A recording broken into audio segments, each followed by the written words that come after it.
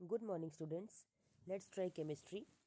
बेटा मैं आज आप लोगों के लिए वीडियो लेकर आई हूँ PYQ की, यानी कि प्रीवियस ईयर क्वेश्चंस, जो कि है आपके 2023 का। ठीक है, एक 2024 की सेट 1 की वीडियो मैं अपलोड कर चुकी हूँ। ये 2023 की है सेट, ये हमारा सेट है 1, ये भी सेट 1 है। ठीक है बच्चा, तो इम्पोर्टेंट क्वेश्चंस हैं और मैं आपको बताती रहूँगी कि कौन कौन से क्वेश्चंस ऐसे हैं जो इतनी बार रिपीट होते हैं, जिनके लिए मैंने आपको स्पेशल वीडियोस बना के दी हैं और बार बार मैं आपसे कहती रही हूँ कि उनको आप देखिए ज़रूर। ठीक है, तो सेक्शन ए स्टार्ट करते हैं। मल्टीपल चॉइस क्वेश्चंस हैं। क्वेश्चन नंबर 1 आपसे पूछ रहा है कि an alpha helix is a structural feature of. कितना इजी क्वेश्चन आपसे पूछ लिया बेटा, बायोमोलिक्यूल्स का क्वेश्चन है। इसका आंसर है आपका सी। ठीक है, एक पॉलीपेप्टाइड का स्ट्रक्चरल फीचर होता है अल्फा हेलिक्स। ठीक है, अ ग्लाइकोसिडिक लिंकेज, देखिए फिर से बायोमोलिक्यूल का क्वेश्चन है। Involve in linking the glucose units in amylase part of starch. मैंने कई बार आपको बताया है कि जो बड़े बड़े ये मॉलिक्यूल्स होते हैं, ठीक है, जो पेप्टाइड लिंकेजेस बनती हैं, ग्लाइकोसिडिक लिंकेजेस बनती हैं, उनके आपको सिर्फ कार्बन के नंबर याद करने होते हैं। कि जैसे कि अमाइलेज हो गया, स्टार्च हो गया, या आपके माल्टोज हो गया, कि वो किस किस कार्बन से अटैच्ड हैं, बस वो आपको करना है। ठीक है, तो इसमें जो आपका आंसर था वो आंसर था आपका सी, यानी कि C1 और C4 अल्फा लिंकेज से अटैच्ड है। ठीक है, क्वेश्चन नंबर 3 है आपका, Ag+1 इलेक्ट्रॉन को एक्सेप्ट करके Ag में बना रहा है। ठीक है, और Fe+2 आपका 2 इलेक्ट्रॉन्स को एक्सेप्ट करके Fe बना रहा है, और दोनों का इलेक्ट्रोड पोटेंशियल आपको दे रखा है। ठीक है, आपको ई नोट सेल फाइंड करना है और रिएक्शन, कंप्लीट रिएक्शन आपको दे रखी है। ठीक है, तो आपको निकालना आता है बड़े आराम से। ठीक है, इसका जो सोल्यूशन आप निकालोगे, कैसे निकालोगे ई नोट सेल का, कि ई नोट कैथोड माइनस ई नोट एनोड, ऐसे निकालोगे बच्चा। ठीक है ना, वैल्यूज आपको दे रखी हैं कैथोड एनोड की, तो पहचानना आपको आना चाहिए। क्योंकि यहाँ पे Ag+ ने, जिसके पास एक इलेक्ट्रॉन की कमी थी, उसने एक इलेक्ट्रॉन को एक्सेप्ट किया और अपना न्यूट्रल स्टेट ले लिया। क्या हुआ, उसका रिडक्शन हुआ। ठीक है, Fe+2 2 इलेक्ट्रॉन को डोनेट किए हुए था, उसने 2 इलेक्ट्रॉन को एक्सेप्ट किया और अपना न्यूट्रल स्टेट में कन्वर्ट कर लिया। क्या हुआ, गेन ऑफ इलेक्ट्रॉन रिडक्शन, दोनों केस में रिडक्शन हो रहा है। तो अब कैसे पता करोगे कि कैथोड कौन है, एनोड कौन है? तो बच्चा इस केस में अब क्या करोगे, आप ऐसा कर सकते हो कि आप पहले तो इन दोनों रिएक्शंस के जो नंबर ऑफ इलेक्ट्रॉन्स हैं उन्हें इक्वल कर लो। ठीक है, जैसे आपको ये रिएक्शन देखो ना, यहाँ पे आपको डायरेक्टली दे भी रखा है, Fe जो है वो Fe+2 में कन्वर्ट हो रहा है, तो इसका क्या हो गया, ऑक्सीडेशन हो गया, तो दे दिया आपको। ठीक है ना, अब जब Fe वाले का ऑक्सीडेशन हो रहा है, तो जो ये रिएक्शन है आपको रिडक्शन के लिए दे रखा है इसका ई नॉट, है ना, तो ऑक्सीडेशन के लिए क्या करोगे, इस माइनस वाले को प्लस कर लोगे। इस तरह से किया जाता है, जो मैंने आपको अपनी वीडियोस में भी समझाया हुआ है कि आपको अगर ऑक्सीडेशन के लिए रिडक्शन पोटेंशियल दे रखा हो और लिखना आपको रिडक्शन के लिए है, तो उसका साइन चेंज कर दोगे। Similarly for the reduction 1। ठीक है, समझ में आया बच्चा? तो Fe का यहाँ पे ऑक्सीडेशन हो रहा है, तो उसका माइनस में आपको दे रखा है, तो उसको प्लस में कर लोगे। Ag+ का क्या हो रहा है, रिडक्शन हो रहा है, तो वो आपका प्लस में है तो प्लस में ही रहेगा। बस यहाँ पे जो इलेक्ट्रॉन्स हैं वो आपको इक्वल करने हैं, क्योंकि 2 इलेक्ट्रॉन्स का यहाँ पे ट्रांसफ़र हो रहा है, तो वो आपको देखना है। तो अब सॉल्व करेंगे तो इसका आंसर जो आएगा that will be D. D option इसका करेक्ट आंसर होगा बच्चा। ठीक है, चलिए नेक्स्ट क्वेश्चन करते हैं। नेक्स्ट क्वेश्चन देखिए, काइनेटिक्स का है। A first order reaction takes 30 minutes for 50% completion. Rate constant की वैल्यू आपको बतानी है, तो रेट कांस्टेंट की वैल्यू के लिए आपके पास पूरा का पूरा एक एक्सप्रेशन होता है, पूरा का पूरा एक फॉर्मूला होता है। ठीक है, उस फॉर्मूले को अप्लाई कीजिए, जो आपका आंसर यहाँ पे आएगा दैट विल बी डी। ठीक है ना, पूरा फर्स्ट ऑर्डर रिएक्शन के लिए आपके पास एक्सप्रेशन होता है। वो एक्सप्रेशन क्या होता है देखिए ज़रा, it is K is equal to 2.303 upon T log A naught, ठीक है, अपॉन में A। ऊपर आती है इनिशियल कॉन्सेंट्रेशन, नीचे आती है आपकी जो कंसेंट्रेशन आपकी बची है वो कंसेंट्रेशन। ठीक है बच्चा, तो देख लीजिए, आपको K की वैल्यू निकालनी है। टाइम आपको दिया हुआ है 30 मिनट्स। ठीक है, A नॉट इनिशियल कंसेंट्रेशन कितनी होगी 100, कंप्लीट कितना हो गया 50, तो नीचे आ जाएगा आपका 50, जो बचा हुआ है वो 50% बचा हुआ है। ठीक है, तो बस सॉल्व करेंगे, आपका डी इसका आंसर आ जाएगा। ठीक है, question number 5, which of the following is least basic. आपका अमाइन चैप्टर से क्वेश्चन है। बेसिसिटी के ऊपर पूरी वीडियोस मैंने बनाई हुई है बच्चा, इसमें आपका सी ऑप्शन करेक्ट है, क्योंकि एनिलीन है। मैंने बताया था कि नाइट्रोजन पे जो लोन पेयर्स होते हैं वो रेजोनेंस में इन्वॉल्व हो जाते हैं, जिसकी वजह से ये अवेलेबल नहीं हो पाते हैं for the incoming attacking reagent. ठीक है, इसलिए सबसे ज़्यादा लीस्ट बेसिक है ये क्यों नहीं? क्योंकि यहाँ तो 3 मिथाइल्स एंड डोनर जो डोनेट कर रहे हैं नाइट्रोजन को, तो ये तो अच्छा खासा बेसिक है। यहाँ पे डाईमिथाइल है, ये भी बेसिक है, लेकिन डी वाले से कम बेसिक है अगर ऑर्डर की बात करूँ। और जो अमोनिया है, इसके पास अपने लोन पेयर प्रेजेंट है। ठीक है, तो वो भी एक बेसिक की तरह यहाँ पे एक्ट कर रहा है, अवेलेबल है, कोई आके अटैक कर सकता है। लेकिन ये इसका जो ऑर्डर रहेगा, अगर मैं ऑर्डर की बात करूँ, D is more basic than C then B और ए, सॉरी डी ए आएगा यहाँ पे, it is A, D A B and then C. C सबसे लीस्ट बेसिक है क्योंकि उसके जो लोन पेयर्स हैं वो रेजोनेंस में इन्वॉल्व है। ठीक है बच्चा। क्वेश्चन नंबर 6, CH3CONH2 अमाइड दे रखा है आपको। ऑन रिएक्शन विद NaOH-Br2, आपका होफमैन ब्रोम अमाइड डिग्रेडेशन रिएक्शन है। इन अल्कोहलिक मीडियम गिव्स, क्या देगा पता है आपको? ये प्राइमरी अमीन देती है। ठीक है ना, प्राइमरी अमीन डायरेक्ट आप बिना कुछ सॉल्व किए रिएक्शन लिखे इसका आंसर कर सकते हो, क्योंकि आपको दिख रहा है कि अमाइड है जो ब्रोमीन और NaOH से रिएक्शन कर रहा था। ऑब्वियसली दिस इज और हॉफमैन ब्रोमोमाइड डिग्रेडेशन रिएक्शन, जहाँ पे इस CO ग्रुप का डिग्रेडेशन होता है, तो डिग्रेड होकर CH3NH2 बन जाएगा। प्राइमरी अमीन के लिए ये रिएक्शन होती है। ठीक है, क्वेश्चन नंबर 7 है, in the reaction alcohol with HCl ZnCl2, Lucas reagent आपको दिया हुआ है। RCl देगा, आपकी हेलोएल्केन की रिएक्शन है ये, हेलोएल्केन का फॉर्मेशन है, प्रिपेरेशन है। What is the correct order of reactivity of alcohol? इतना इजी क्वेश्चन, ल्यूकास टेस्ट का डायरेक्ट क्वेश्चन आपसे पूछ लिया एक तरह से। तो टर्जरी सबसे बेटर रिएक्ट करते हैं, है ना, तो बस इसका क्या आंसर होगा? क्वेश्चन नंबर 7 का जो आपका आंसर होगा दैट विल बी ए। ठीक है, टर्जरी is more reactive than least secondary, और सबसे लीस्ट होगा आपका प्राइमरी, क्योंकि जो टर्जरी होते हैं वो वाइट पीपीटी देते हैं। टर्जरी alcohols gives white PPT immediately with the reaction with Lucas reagent. ठीक है ना, और secondary after with in 10 minutes PPT देते हैं वाइट कलर का। और जो प्राइमरी होते हैं वो बहुत टाइम लगाते हैं, अप्रॉक्सीमेट हाफ एन आवर, वो भी हीट करने पर आपको देते हैं, आपको रूम टेम्परेचर पर नहीं देंगे वाइट पीपीटी। ठीक है, तो डिफ्रेंशिएट करने के लिए in between primary secondary and टर्जरी alcohols हम ल्यूकास टेस्ट करते हैं, उसी का क्वेश्चन आपसे ये पूछा है। Question number 8, the colligative property used for determination of molar mass of polymers and proteins. Colligative property का क्वेश्चन यानी कि सोल्यूशन चैप्टर से क्वेश्चन पूछ लिया है कि कौन सी कोलिगेटिव प्रॉपर्टी है जो molar mass of polymers and proteins को डिटरमाइन करने के लिए यूज़ की जाती है। यानी कि पॉलीमर्स और प्रोटीन्स हैं, उनका अगर मोलर मास आपको निकालना हो तो कौन सी कोलिगेटिव प्रॉपर्टी? 4 कोलिगेटिव प्रॉपर्टी होती है ना, आपका लिखा हुआ है relative lowering in vapour pressure, elevation in boiling point, depression in freezing point and osmotic pressure. चारों चारों बिल्कुल सही लिखी हुई हैं। तो कौन है जो मोलर मास को डिटरमाइन करने के लिए यूज़ होती है? ठीक है, तो इसका आंसर है बच्चा ए, ऑस्मोटिक प्रेशर यूज़ होती है, क्योंकि pi is equal to CRT इसका फॉर्मूला होता है ना। सी क्या होता है आपका? कंसंट्रेशन। कंसंट्रेशन का मतलब क्या होता है? मोलैरिटी। और मोलैरिटी का फॉर्मूला क्या होता है? Number of moles of solute upon volume of solution in litre. और नंबर ऑफ मोल्स क्या होते हैं आपके? Given mass upon molar mass. तो आ गया ना मोलर मास, तो बस यहाँ से आप इस पॉलीमर और प्रोटीन के मोलर मास को फाइंड कर सकते हो। ठीक है बच्चा। Question number 9, low concentration of oxygen in blood and tissues of people living at high altitude is due to. Henry's law का क्वेश्चन डायरेक्टली आपसे पूछ लिया बच्चा, इसका आंसर है सी।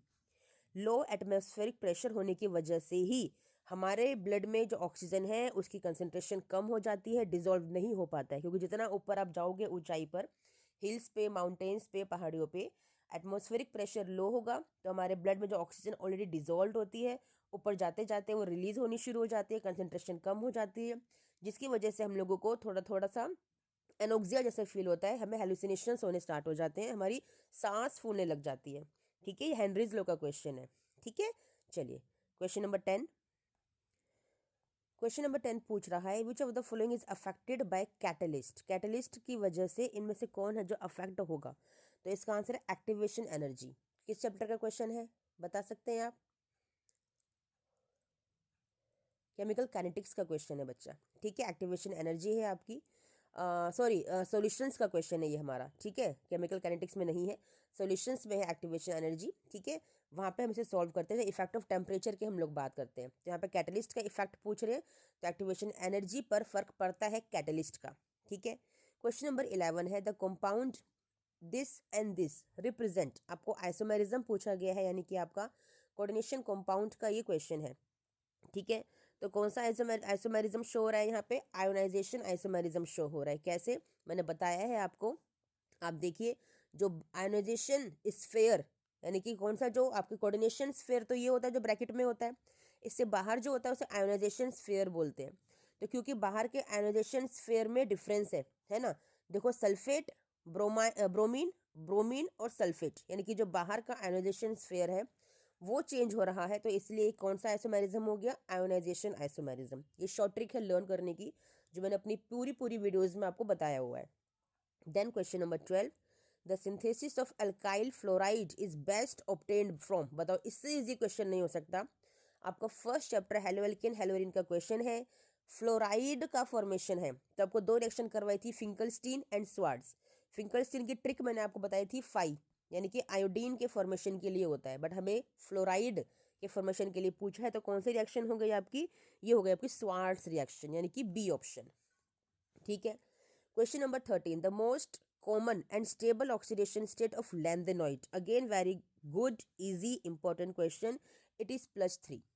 मुझे लगता है मल्टीपल टाइम्स आप इसे सॉल्व कर चुके होंगे। Question number 14, the order of the reaction, आपसे ऑर्डर पूछा है इस रिएक्शन का। आपको दिख रहा है ये लाइट की प्रेजेंस में रिएक्शन हो रही है, ठीक है ना। तो जो लाइट की प्रेजेंस में रिएक्शन होती है वो आपकी जीरो ऑर्डर रिएक्शन होती है। ठीक है बच्चा, अब है असर्शन एंड रीजन।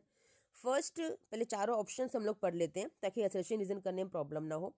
तो फर्स्ट ऑप्शन हमारा होता है ए ऑप्शन, जिसमें बोथ असर्शन रीजन ट्रू होते हैं और रीजन करेक्ट एक्सप्लेनेशन होता है असर्शन का। बी ऑप्शन में असर्शन रीजन दोनों ही ट्रू होते हैं, लेकिन आर जो रीजन होता है वो करेक्ट एक्सप्लेनेशन नहीं होता है आपके असर्शन का। ठीक है, फिर सी है जिसमें असर्शन तो ट्रू होता है लेकिन रीजन फॉल्स होता है, और डी में आपका असर्शन फॉल्स होता है और रीजन ट्रू होता है।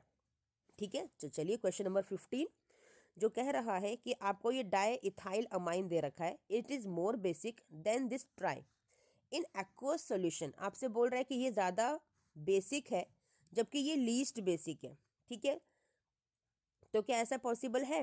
हाँ, ये सही है, ये आपको पढ़ाया गया है। ठीक है, रीजन है in this there is more steric hindrance and plus I effect than this. आपको रीजन जो दे रहा है क्या वो सही है? बच्चा रीजन तो रॉन्ग है एक्चुअली।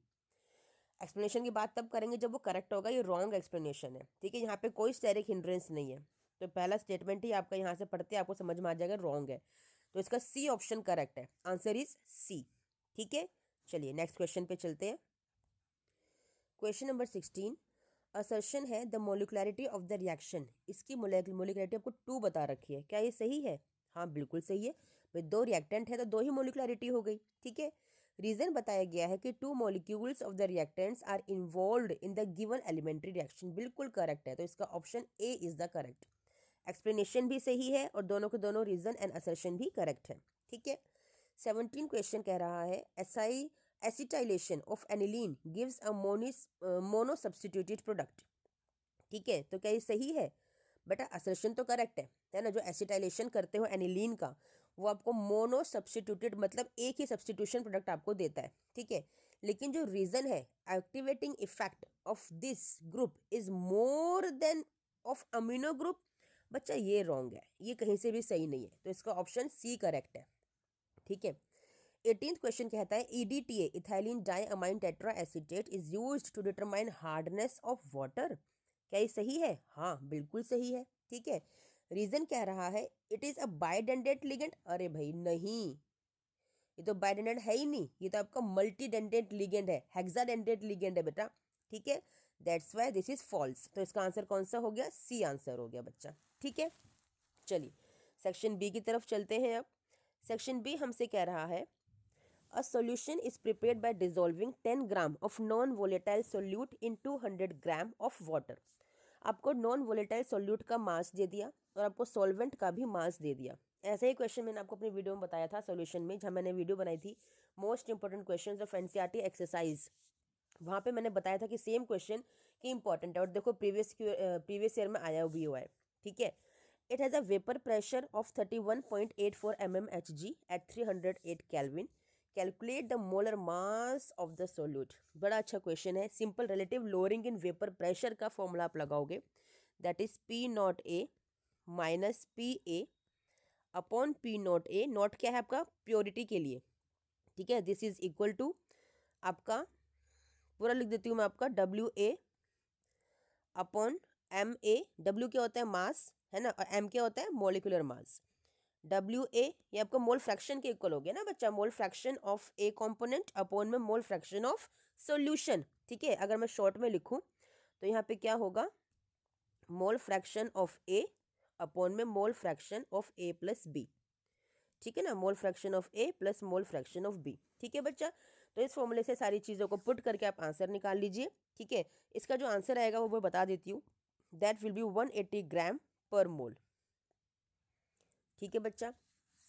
क्वेश्चन नंबर 20, देखो मैंने कई कई बार आपको अपनी वीडियोस में बोला है, कितने इंपॉर्टेंट क्वेश्चन है। कार्बिलअमीन रिएक्शन और Gabriel phthalimide synthesis reaction. Carbylamine reaction कौन सी होती है बच्चा? जिसमें आपका प्राइमरी अमीन रिएक्शन करता है क्लोरोफॉर्म के साथ विद पोटेशियम हाइड्रोक्साइड, ठीक है। हीट करते हो तो आपका आइसोसाइनाइड बनता है, इट इज आइसोसाइनाइड टेस्ट भी इसको हम लोग बोलते हैं, ठीक है बच्चा, बहुत इंपॉर्टेंट है ये।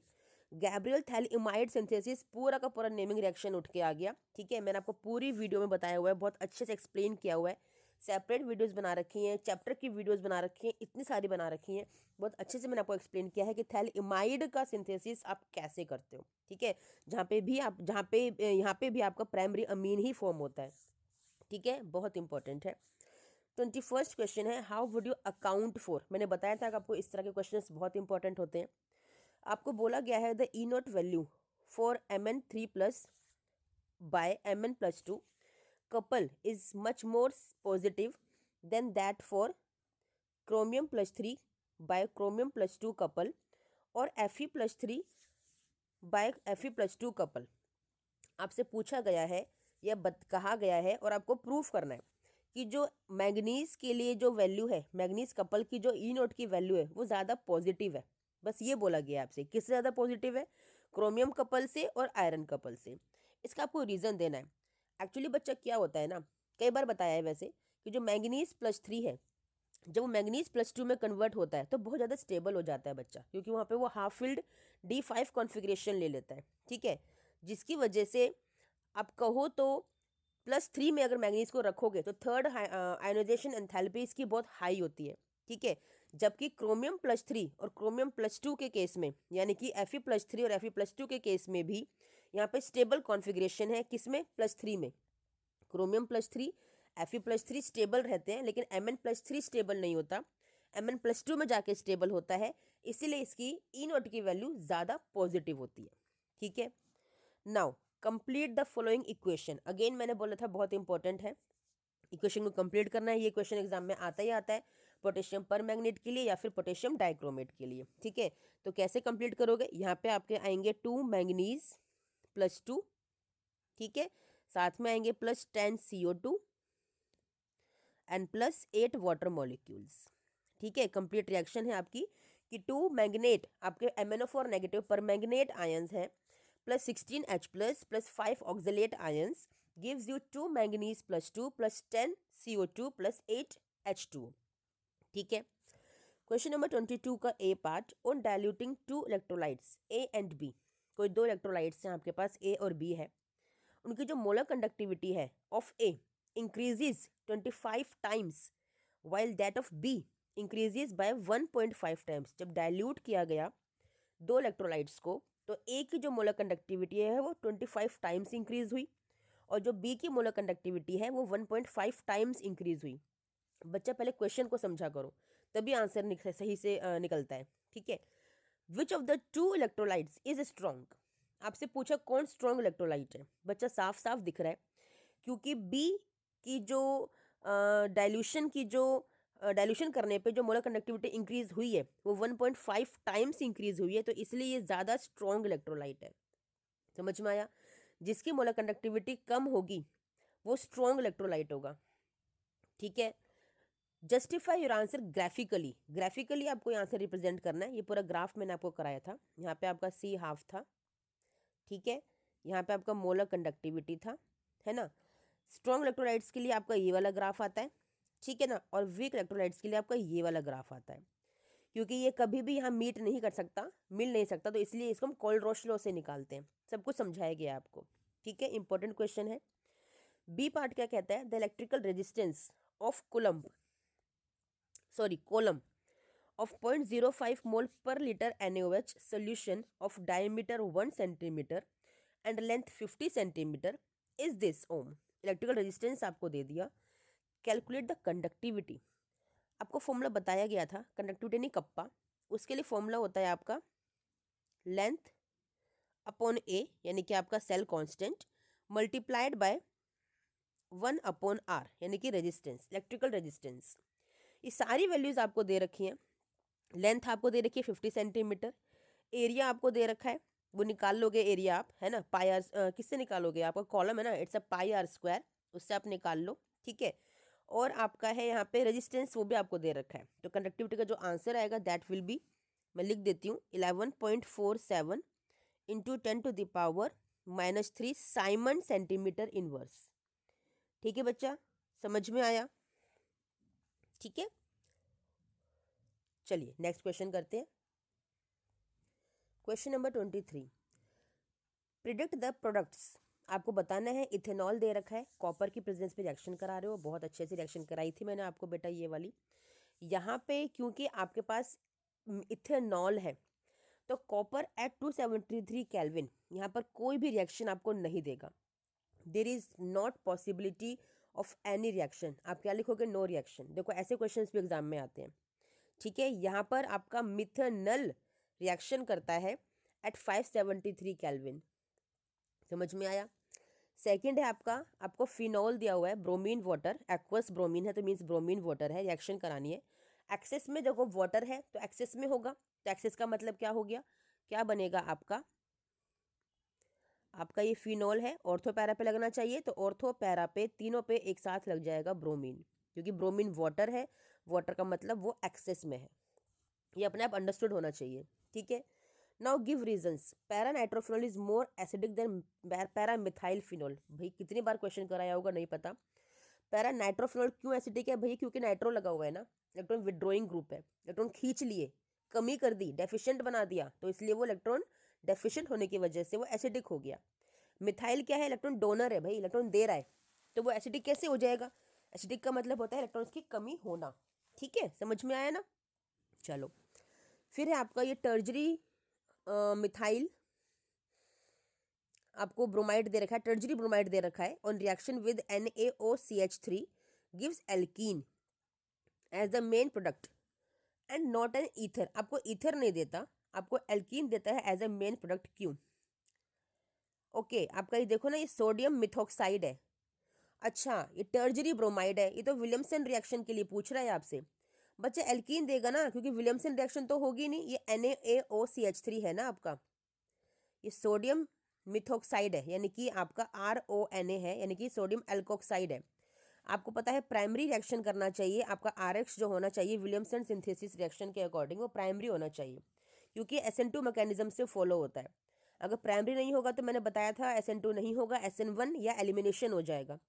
और अगर एलिमिनेशन होगा, क्योंकि टर्जरी है तो ऑब्वियसली साफ साफ एलिमिनेशन जाएगा, एलिमिनेशन हो रहा है, इट मीन्स वो एल्कीन ही बनेगा। देखो एप्लीकेशन का क्वेश्चन आ गया यहाँ पे, और मैंने कितनी बार कहा है बच्चा मेरी वीडियोस को देखो, उन्हें पढ़ो, उन्हें समझो, आपके सारे सारे कॉन्सेप्ट्स क्लियर हो जाएंगे बेटा, सारे, बट आप सुनते ही नहीं हो। चलिए योर चॉइस। 24th क्वेश्चन, आपको सेकेंडरी अल्कोहल दिया है, PCl5 से रिएक्शन करनी है, तो ऑब्वियसली यहाँ पे क्या आ जाएगा, जहाँ पे OH है वहाँ क्लोरीन आ जाएगा। अब जब क्लोरीन आ गया तो उसकी रिएक्शन करानी है AgCN के साथ। देखो KCN नहीं है, KCN होता तो यहाँ पे साइनाइड लग जाता Cl की जगह, लेकिन AgCN है तो यानी कि यहाँ पे क्या लगेगा आपका आइसोसाइनाइड। मैं करके दिखाती हूँ। आपके पास जो OH है जब रिएक्शन कराई PCl5 के साथ तो ये कन्वर्ट हुआ क्लोरो में, जब रिएक्शन कराई AgCN के साथ तो ये कन्वर्ट हुआ NC में, ये बना आइसोसाइनाइड। ठीक है बच्चे ध्यान रखिएगा। देन आपको दे रखा है chloropropane plus KOH, ethanol, alcohol, हाँ अल्कोहलिक KOH। मैंने कई बार बोला है कि अल्कोहल नहीं लिखा हो सकता है, आपको इथेनॉल, मिथेनॉल, प्रोपेनॉल ऐसे कुछ लिख के आ जाए तो वही हुआ, ठीक है। अल्कोहलिक क्वेज की प्रेजेंस में रिएक्शन कराने, तो ऑब्वियसली क्या काम है अल्कोहलिक क्वेज का भाई, इसका काम है एल्कीन को बनाना।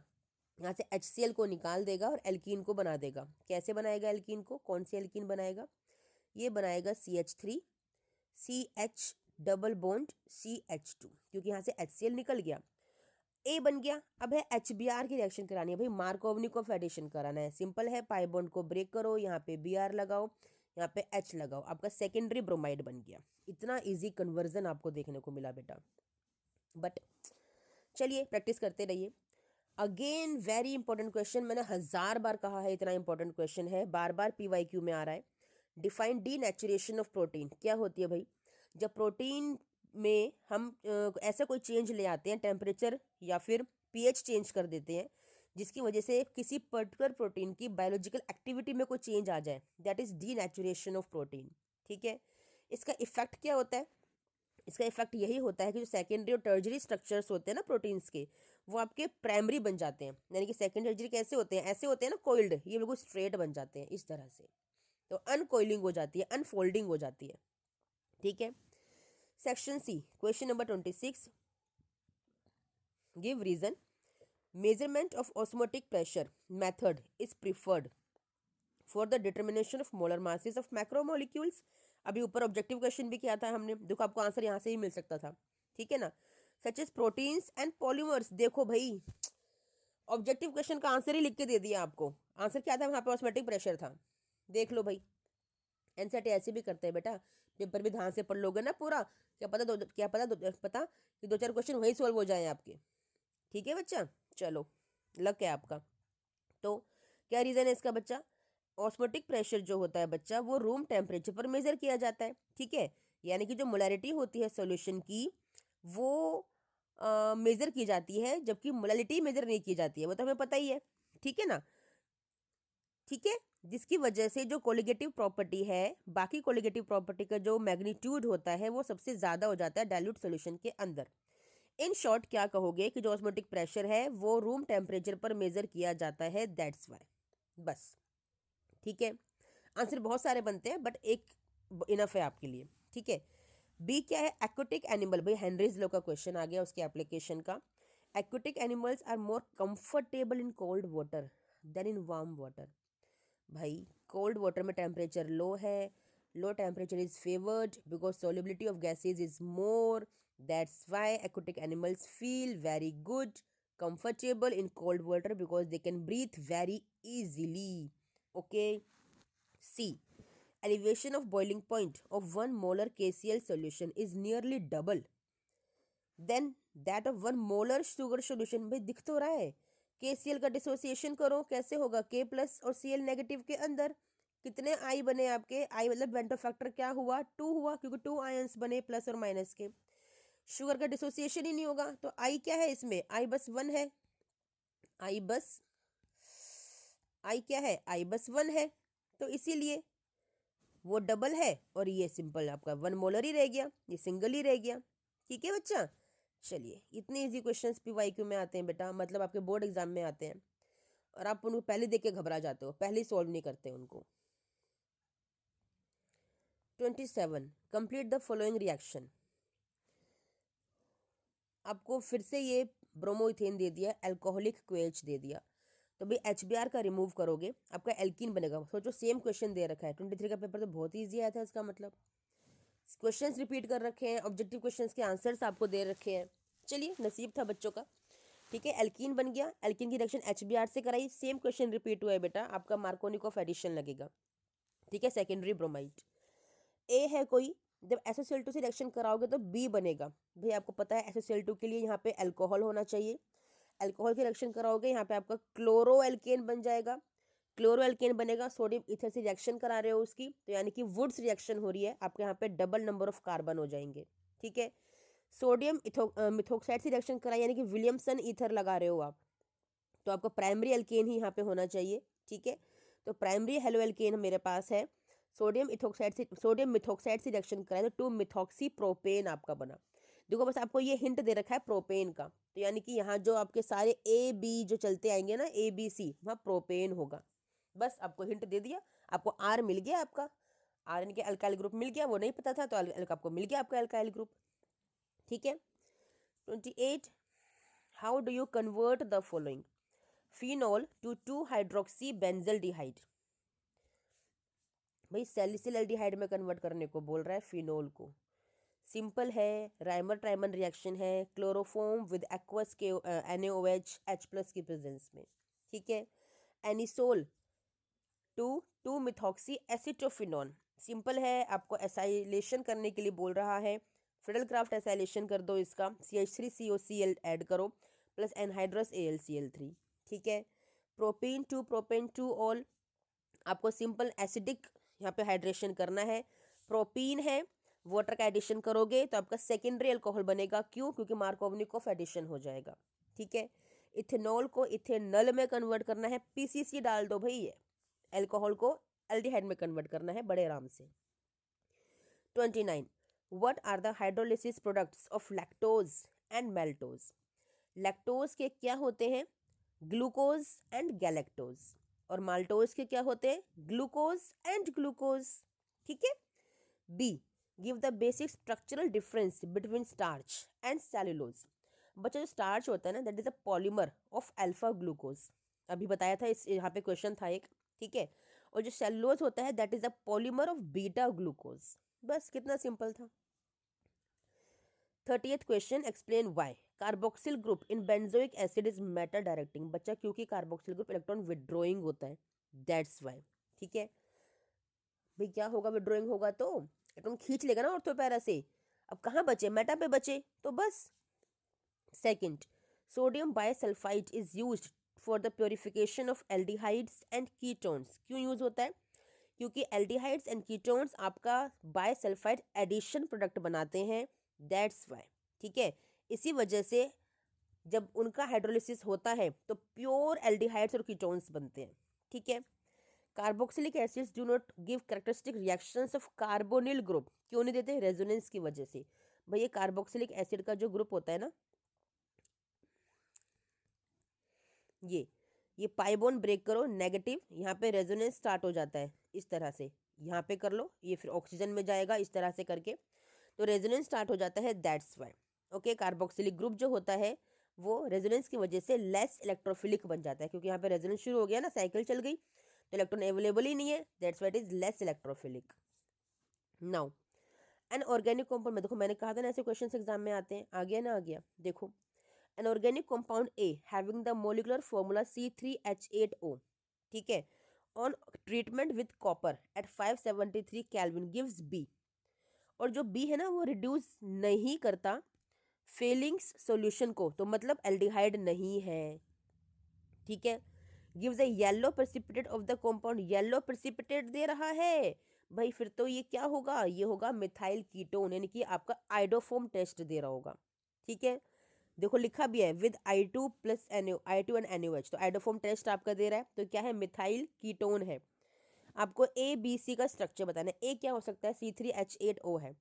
बच्चा जो A होगा वो है आपका सेकेंडरी अल्कोहल, यहाँ पे आपका OH है। जब इसकी रिएक्शन कराओगे कॉपर 573 केल्विन पे तो ये B देगा। B क्या है आपका?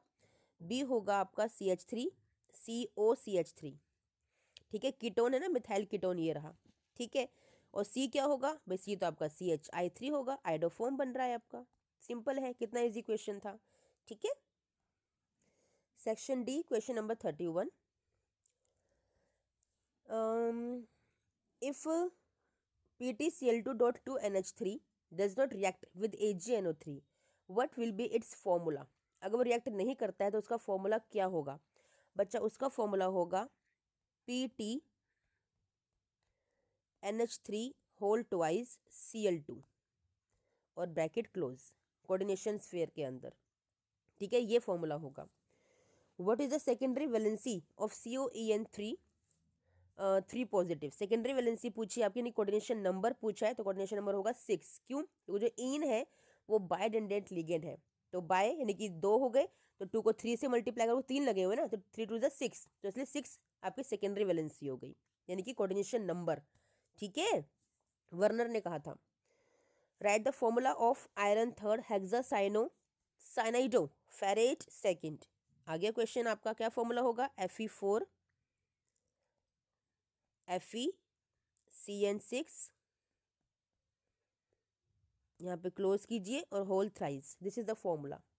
ठीक है, आईयूपीएसी नेम बताना है आपको इसका आईयूपीएसी नेम है पेंटा अमाइन क्लोरिडो कोबाल्ट थर्ड क्लोराइड।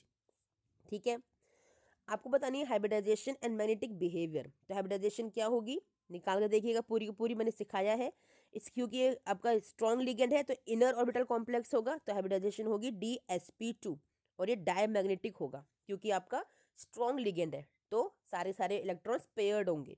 ठीक है, 32 question, what is the average rate of a reaction. बच्चा, it is the change in concentration of the reactant and the product per unit time. ठीक है, two factors that affect rate of a reaction, इतने easy questions. It is बहुत सारे होते हैं, change in concentration of the reactants, है ना, surface area, catalyst, temperature, जो मर्जी आप चाहो दो लिख दो कोई से भी। ठीक है, now what happens to rate of a reaction for zero order reaction. ठीक है, जो रेट आपका होता है जीरो ऑर्डर रिएक्शन के लिए, that is independent of the concentration of the reactant. ठीक है, आपको बहुत अच्छे से पता है। यूनिट ऑफ के for zero order reaction is, it is mole litre inverse second inverse. Okay, zero order के लिए। For the reaction P+2Q2 products, rate is this, order पूछा, इतना इजी क्वेश्चन, बस हाफ प्लस 1 कर दीजिए, इट इज 3/2। ठीक है, पावर दे रखी है, उसको प्लस करना है। Pseudo first order reaction with an example, वो रिएक्शन जो लगती है आपको कि फर्स्ट ऑर्डर है, ठीक है, लेकिन होती है आपकी हायर ऑर्डर, लेकिन सॉल्व करने में पता है क्या, वो फर्स्ट ऑर्डर निकलती है। इन शॉर्ट, आपको दिखती है हायर ऑर्डर बट होती है फर्स्ट ऑर्डर। क्यों, क्योंकि उसमें वाटर का एक्सेस होता है, तो उस वाटर को हम लोग नेग्लेक्ट करते हैं, इग्नोर करते हैं, तो जो आपकी ऑर्डर है वो 1 निकलती है, जैसे कि आपका हाइड्रोलिसिस ऑफ एन एस्टर। ठीक है, आपको रीजन देने हैं। Manganese exhibits the highest oxidation state of +7 among the 3D series of transition elements. Yes, it is true.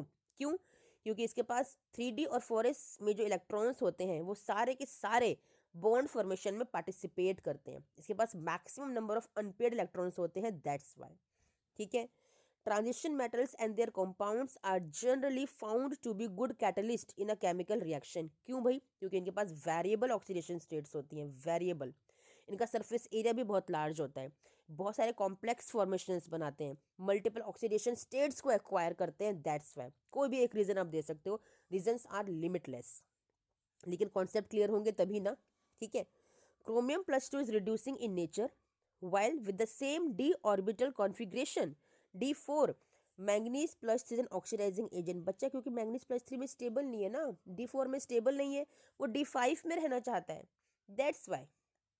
ठीक है, zinc has lowest enthalpy of atomization. क्यों, क्योंकि इसके पास अनपेड इलेक्ट्रॉन्स की एब्सेंस होती है और वीक इंटर एटॉमिक इंटरेक्शन होता है, दैट्स वाई। जिंक के पास अनपेड इलेक्ट्रॉन्स है ही नहीं ना, तो enthalpy of atomization means atom बनाने के लिए एंथैल्पी चाहिए वो लो है, समझ रहे हो आप। बस, copper plus is unstable in an aqueous solution. क्यों, क्योंकि कॉपर प्लस आयन जो होता है ना एक्वस में, वो डिस्प्रपोर्शनेशन में चला जाता है Copper+2 के अंदर। ठीक है, इसीलिए अनस्टेबल रहता है copper plus. Now carry out the following conversion, ethanol to ब्यूट 2-in-1-अल। भाई आपको एल्डोल रिएक्शन दे दी, डायरेक्ट एल्डोल रिएक्शन दी हुई है, करिएगा अपने आप, बहुत इंपॉर्टेंट है, मैंने कई वीडियोस बनाई हुई है इसके ऊपर।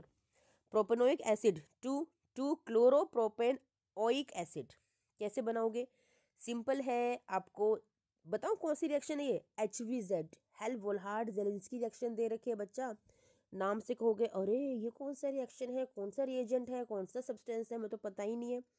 बच्चा, ये अल्फा हेलो कार्बोक्सिलिक एसिड है और ये आपका अल्फा पे आपका लगा हुआ है hydrogen, alpha hydrogen carboxylic acid है, जो आपका हेलोजन, रेड फॉस्फोरस और वाटर के प्रेजेंस में अल्फा हेलो कार्बोक्सिलिक एसिड में कन्वर्ट होता है। ठीक है, करके देखना, ये HVZ रिएक्शन है आपकी, मैंने कहा था इंपॉर्टेंट है। हाँ, next question, N alkene with molecular formula. देखो 2 क्वेश्चन आ गए ना ऐसे, बेटा मैं जो कहती हूँ ना वीडियोस में सच होता है, मैं झूठ नहीं कहती बच्चा, आपके भले के लिए कहती हूँ, मेरी बातों को सुना करो, मेरे वीडियोस को देखो कई बार, टॉप करो, मास्टर बन जाओ केमिस्ट्री के। मैं वही बताती हूँ जो आता है एग्जाम के अंदर, जो इंपॉर्टेंट है बस वही करना है। An alkene with molecular formula C5H10 on ozonolysis gives a mixture of two compounds B and C। ठीक है, compound B gives positive Fehling test, तो भाई वो क्या है, एल्डिहाइड है। ठीक है, also reacts with iodine and NaOH, भाई आयोडीन और NaOH से भी रिएक्शन करते हो तो फिर तो क्या होगा, वहाँ पे आपका COCH3 ग्रुप प्रेजेंट होगा। ठीक है, यानी कि वो ये हो सकता है ना, HCOCH3, ये ग्रुप होगा ना आपका। ठीक है, समझ में आया ना। फिर है आपका compound C does not give Fehling solution. ठीक है, तो वो तो एल्डिहाइड नहीं है, लेकिन वो आइडोफोम बनाता है। आइडोफोम बनाता है तो मतलब क्या हुआ, वहाँ पे आपका COCH3 ग्रुप वहाँ पे प्रेजेंट है। ठीक है, आपको ABC को आइडेंटिफाई करना है, देख लो एक बार, बता देती हूँ बना के क्या क्या है वो। बच्चा जो A है ना आपका, वो तो है आपका CH3, CH double bond C, CH3 A तो आपका ये है 2 मिथाइल ब्यूट 2 इन। ठीक है, जो B है वो है आपका CH3 CHO, जो मैंने बताया HCOCH3 वही है ये। ठीक है ना, जो C है आपका वो भी वही है जो मैंने आपको बताया COCH3 बस ABC आपको मिल गए।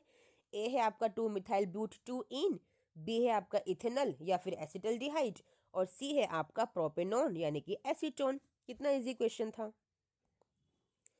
Now distinguish with a suitable chemical test, देखो टेस्ट भी आ गया, कोई कोई क्वेश्चन नहीं छोड़ता बेटा, CBSE हर क्वेश्चन देता है आपको, जो सारे मैंने बताए हुए। कीटोन दे रखा है आपको COCH3, देखो ना COCH3 क्या है ये आपका मिथाइल कीटोन है, तो ऑब्वियसली कौन सा टेस्ट देगा ये आपका, येलो PPT देगा, आइडोफॉर्म टेस्ट देगा बच्चा, और ये आइडोफॉर्म टेस्ट नहीं देगा। ठीक है ना, ethanol and ethanoic acid aldehyde है और कार्बोक्सिलिक एसिड है, भाई सोडियम बाइकार्बोनेट, जो इथेनोइक एसिड देगा ब्रिस्क एफरवेसेंस, बट इथेनॉल नहीं देगा। ठीक है, red structure of oxime of acetone, oxime बनाओ एसीटोन का, ये होता है एसीटोन CH3COCH3। ऑक्साइम का क्या मतलब है, इसकी रिएक्शन करानी है आपको। ठीक है, हाइड्रोक्सिल अमीन के साथ यानी कि NH2OH के साथ रिएक्शन करानी है।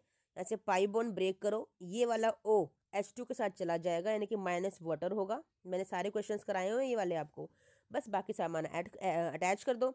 CH3C, यहाँ पे आपके पास O तो नहीं है, और जब O नहीं है तो यहाँ पे आपका जो डबल बॉन्ड है वो एज इट इज़ रहेगा। आपका आ गया यहाँ पे नाइट्रोजन, इसके पास है OH, इस C के पास था CH3, तो ये आपका बन गया हाइड्रोक्सिल अमीन। ओह सॉरी, ये बन गया आपका ऑक्साइम। ठीक है, किसका, एसीटोन का, बहुत इजी था। आइडेंटिफाई A2D, भाई दिख रहा है COOH है, PCl5 है, तो क्या बनेगा COCl। ए क्या होगा आपका,